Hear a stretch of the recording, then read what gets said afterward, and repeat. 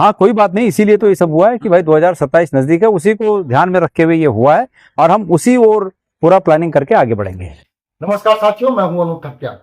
गणेश गोदियाल की ताजपोशी के साथ कांग्रेस के भीतर एक ऊर्जा का संचार हुआ है। कांग्रेस के कार्यकर्ताओं में एक उम्मीद की किरण जागी है और कांग्रेस ने भी ये मान लिया है कि 2027 के लिए गणेश गोदियाल के सहारे ही आगे चलने की राह आसान भी होगी। लेकिन अब सवाल है कि क्या कांग्रेस के भीतर जो स्थितियां हैं वह ठीक हो पाएंगी और गणेश गोदियाल कांग्रेस कार्यकर्ताओं की पसंद भी हैं, तो आने वाले वक्त में जितनी बड़ी जिम्मेदारी उनको दी गई है, जाहिर तौर पर उससे कहीं ज्यादा चुनौतियां उनके सामने आने वाली हैं। वो इस बात से बखूबी वाकिफ भी हैं और आने वाले वक्त को कांग्रेस के लिए बेहतर बनाने, उत्तराखंड के लिए बेहतर बनाने के लिए वो वादा भी कर रहे हैं। राज्य के जो शीर्ष नेतृत्व है, शीर्ष नेता हैं, उनके साथ मिलकर कदम से कदम मिलाकर ये जो बड़ी उम्मीद के साथ ये जवाबदारी हमें सौंपी गई है, इस जवाबदारी पर हम खरा उतरेंगे। हाँ, कोई बात नहीं, इसीलिए तो ये सब हुआ है कि भाई 2027 नजदीक है, उसी को ध्यान में रखते हुए ये हुआ है और हम उसी ओर पूरा प्लानिंग करके आगे बढ़ेंगे। साथियों, कांग्रेस में आगे क्या होगा ये तो वक्त ही बताएगा, लेकिन कांग्रेस के भीतर हालात विस्फोटक होने शुरू हो चुके हैं। कांग्रेस के एक विधायक ने तो सीधे सीधे यहां तक कह दिया है कि अध्यक्ष का चुनाव मेरे गले नहीं उतर रहा है। जी हाँ, कांग्रेस के वो विधायक हैं तिलक राज बेहड़, और वो जिस अध्यक्ष की बात कर रहे हैं वो है उधम सिंह नगर में कांग्रेस के जिला अध्यक्ष हिमांशु गाबा।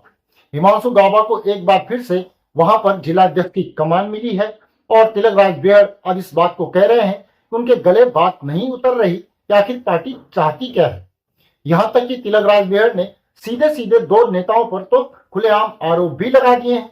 नेता प्रतिपक्ष यशपाल आर्य और खटीमा से विधायक और उपनेता प्रतिपक्ष भुवन काकड़ी पर, दोनों को ही बेहड़ ने टारगेट में लिया है और तिलक राज बेहड़ कह रहे हैं कि इन लोगों ने पार्टी को गर्त में डालने के लिए काम किया है।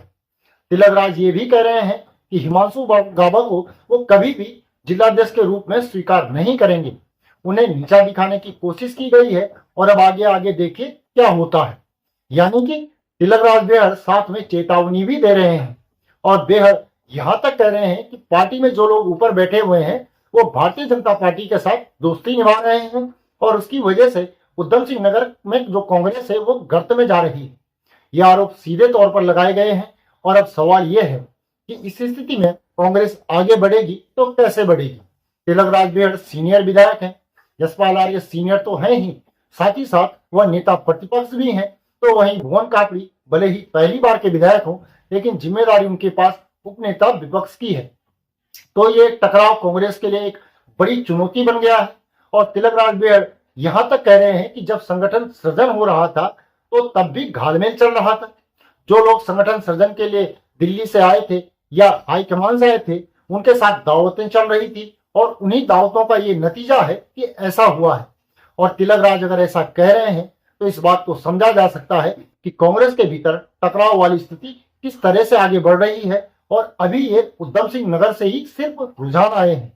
आने वाले दिनों में और क्या क्या होता है, कहां से क्या क्या बयान आते हैं, जिला अध्यक्ष के चयन को लेकर जब इस तरह की नाराजगी कांग्रेस में है तो जाहिर है कि विधानसभा चुनाव 2027 के दरमियान क्या कुछ होगा इसका अंदाजा लगाया जा सकता है। तो गणेश गोदियाल के सामने सबसे पहले यही चुनौतियां हैं कि कैसे वह इस टकराव को, इस गुटबाजी को रोक पाएंगे। और गणेश गोदियाल ये जरूर कह रहे हैं कि सबको साथ लेकर वो चलेंगे, लेकिन ऐसी परिस्थितियां अगर शुरुआत में ही बन रही हैं तो देखना होगा कि कैसे वो सबको एक साथ साधते हैं और कैसे तिलक राज बेहड़, यशपाल आर्य और भुवन काकड़ी को एक टेबल पर बिठा पाते हैं और कैसे एक रास्ता विवाद को खत्म करने का, बात का समाधान निकालने का निकालते हैं और दिशा में आगे बढ़ते हैं। इस पर आप भी अपनी राय कमेंट करके जरूर बताएं। वीडियो को लाइक करें, शेयर करें और हाँ, हमारे चैनल को सब्सक्राइब अवश्य कर लें। अभी के लिए इतना ही। अगली वीडियो में जल्द ही पुनः मुलाकात होगी। तब तक के लिए नमस्कार।